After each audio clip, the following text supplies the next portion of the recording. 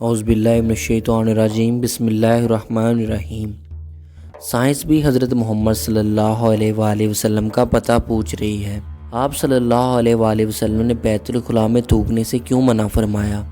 آج کی جدید سائنس تخلیق نے فرمودات نبی صلی اللہ علیہ وآلہ وسلم کی حقانیت کو ثابت کر دیا ہے۔ آپ صلی اللہ علیہ وآلہ وسلم نے فرمایا کہ فجر، اشراق، عصر، مغرب اور عشاء کے دوران سونے سے باز رہا کرو۔ آج میڈیکل سائنس نے ڈسکور کیا ہے کہ فجر اور اشراق کے دوران آکسیجن کی مقدار بہت کم ہوتی ہے۔ اگر ہم اس دوران سو جائیں تو ہماری طبیعت میں بوجھل پن آ جاتا ہے۔ ہم آہستہ آہستہ چڑچڑے اور بیزار ہوتے جاتے ہیں۔ عصر سے مغرب اور مغرب سے عشاء کے درمیان آکسیجن کم سے کم تر ہوتی چلی جاتی ہے۔ ہم اگر اس ٹائم سو جائیں تو ہمارا جسم آکسیجن کی کمی کا شکار ہو جاتا ہے اور ہم 10 مختلف بیماریوں میں مبتلا ہو سکتے ہیں۔ ان 10 بیماریوں میں دمہ بھی شامل ہے۔ لہٰذا یہ اوقات سو کر نہ گزاریں، آپ پوری زندگی صحت مند رہیں گے۔ آپ صلی اللہ علیہ وآلہ وسلم نے فرمایا کہ بدبودار اور گندے لوگوں کے درمیان نہ بیٹھا کرو۔ بدبو انسان کو ڈپریس کرتی ہے، جبکہ خوشبو ہماری توانائی میں اضافے کا باعث بنتی ہے۔ انسان اگر روزانہ 10 منٹ بدبودار اور گندے لوگوں میں بیٹھنا شروع کر دے تو یہ 20 دنوں میں ڈپریشن کا شکار ہو جائے گا۔ آپ صلی اللہ علیہ وآلہ وسلم نے شاید اسی لیے ہمیں بدبودار اور گندے لوگوں سے پرہیز کا حکم دیا تھا۔ آپ صلی اللہ علیہ وآلہ وسلم نے فرمایا کہ ان لوگوں کے درمیان نہ سوئیں جو سونے سے پہلے بری باتیں کرتے ہیں۔ یہ فرمان بھی حکمت کے عین مطابق ہے۔ آج سائنس نے ڈسکور کیا ہے کہ نیند سے قبل ہماری آخری گفتگو ہمارے خوابوں کا موضوع ہوتی ہے اور یہ خواب ہمارے اگلے دن کا موڈ طے کرتے ہیں۔ ہم اگر برا سن کر سوئیں گے تو ہم برے خواب دیکھیں گے اور ہمارے برے خواب ہمارے آنے والے دن کا موڈ بن جائیں گے۔ ہم خوابوں کے طے کردہ موڈ کے مطابق دن گزارتے ہیں۔ چنانچہ نیند سے قبل ہماری آخری محفل اچھی ہونی چاہیے تو ہی ہمارا اگلا دن اچھا گزرے گا۔ آپ صلی اللہ علیہ وآلہ وسلم نے فرمایا کہ بائیں ہاتھ سے کھانا نہ کھایا کرو۔ یہ فرمان بھی عین سائنس کے مطابق ہے۔ ہمارے دماغ کے دائیں اور بائیں حصے مثبت اور منفی ہوتے ہیں، یعنی جب ہم دائیں ہاتھ سے کھاتے ہیں تو ہماری سوچ مثبت ہوتی ہے اور جب ہم اپنے بدن کو بائیں ہاتھ سے کھلاتے ہیں تو ہماری سوچ منفی طاقتور ہوتی چلی جاتی ہے۔ اب مشاہدہ کر لیں کہ آپ کو بائیں ہاتھ سے کھانے والے اکثر لوگ منفی ملیں گے۔ ان کو ہمیشہ شک و شکایت ہوگی اور دوسروں کو نقصان پہنچاتے نظر آئیں گے۔ آپ صلی اللہ علیہ وآلہ وسلم نے فرمایا کہ منہ سے کھانا نکال کر نہ کھایا کرو۔ تحقیق اس فرمان کی بھی حکمت سامنے آتی ہے۔ ہمارے منہ میں 10 کروڑ سے 1 ارب تک بیکٹیریا موجود ہوتے ہیں۔ یہ بیکٹیریا مہلک جراثیم بن جاتے ہیں۔ یہ جراثیم ہمارے کھانے میں مل جاتے ہیں۔ یہ کھانا جب معدے میں جاتا ہے تو معدے کے غدود ان جراثیم کو مار دیتے ہیں اور یہ ختم ہو جاتے ہیں۔ لیکن جب ہم جراثیم ملے کھانے کو منہ سے نکال لیتے ہیں تو ان جراثیم کو آکسیجن مل جاتی ہے اور یہ آکسیجن سیکنڈز کے 1000ویں حصے میں ان جراثیم کی تعداد کھربوں تک پہنچا دیتی ہے۔ یہ جراثیم معدے کی غدودوں سے بھی زیادہ طاقتور ہوتے ہیں۔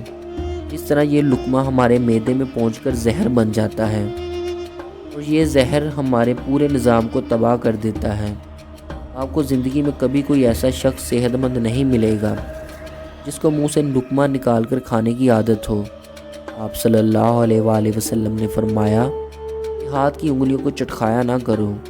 سائنس کا کہنا ہے کہ ہم میں سے جو لوگ انگلیوں کو چٹکھاتے ہیں یعنی ان کے کڑاکے نکالتے ہیں، ان کے جوڑ کھلنا شروع ہو جاتے ہیں اور پھر یہ لوگ جوڑوں کے درد کی شکایت بھی کرتے ہیں۔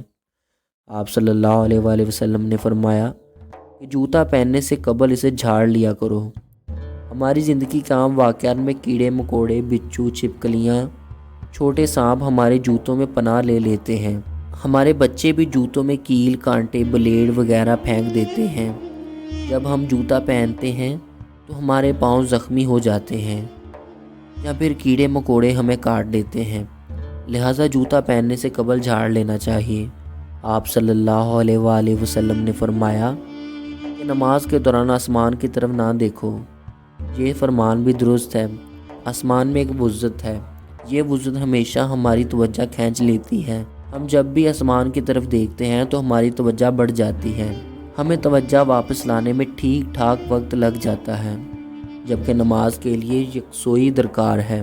ہم جب نماز کے دوران آسمان کی طرف دیکھتے ہیں تو ہم سجدہ اور رکوع بھول جاتے ہیں۔ آپ صلی اللہ علیہ وآلہ وسلم نے فرمایا کہ رفع حاجت کی جگہ مطلب ٹوائلٹ میں مت تھوکو۔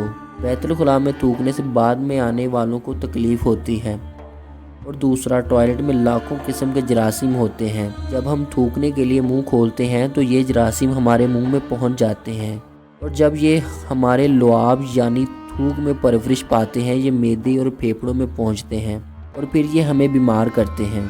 آپ کو یہ جان کر حیرانی ہوگی کہ ہماری ناک جراثیم کو پھیپھڑوں تک نہیں جانے دیتی۔ ہماری ناک سے کیمیکل جسم میں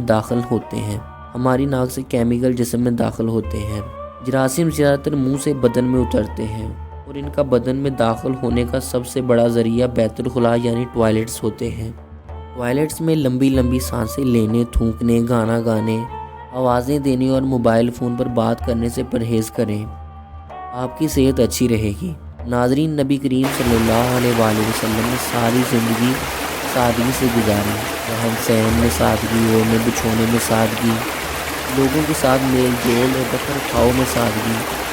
آپ صلی اللہ علیہ وآلہ وسلم کے گھر پر کئی دن کا فاقہ ہو جاتا۔ ایک موقع پر حضرت فاطمہ رضی اللہ تعالیٰ عنہ بارگاہ نبوت میں روٹی کا ٹکڑا لے کر حاضر ہوئی۔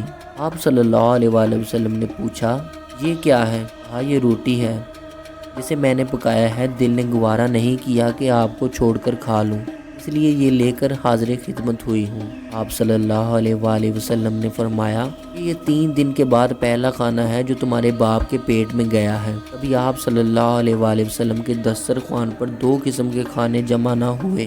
اگر روٹی تناول فرماتے تو اس کے ساتھ کوئی اضافی چیز نہ ہوتی۔ کبھی آپ صلی اللہ علیہ وآلہ وسلم ایسا فاقہ ہوتا کہ بھوک کی شدت سے پیٹ سے چپک جاتا۔ غزوہ خندق کے موقع پر حضرت طلحہ رضی اللہ تعالیٰ عنہ کھدائی کے دوران حضور اکرم صلی اللہ علیہ وآلہ وسلم کے پاس آ کر بھوک کی شکایت کی اور اپنا پیٹ کھول کر دکھایا۔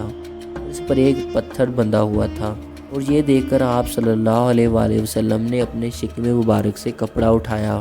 ابو طلحہ رضی اللہ تعالیٰ عنہ کہتے ہیں کہ ہم نے دیکھا کہ آپ صلی اللہ علیہ وآلہ وسلم کے جسم اطہر پر 2 پتھر بندھے ہوئے تھے، جبکہ اگر آپ چاہتے تو آپ صلی اللہ علیہ وآلہ وسلم کے لیے کیا کچھ سامان عیش و عشرت کا انتظام نہ ہوتا۔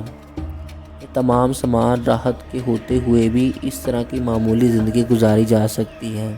اللہ تبارک و تعالیٰ سے دعا ہے، اللہ تبارک و تعالیٰ ہمیں نفس و شیطان کے شر سے محفوظ فرمائے اور نیک اعمال کرنے کی توفیق عطا فرمائے۔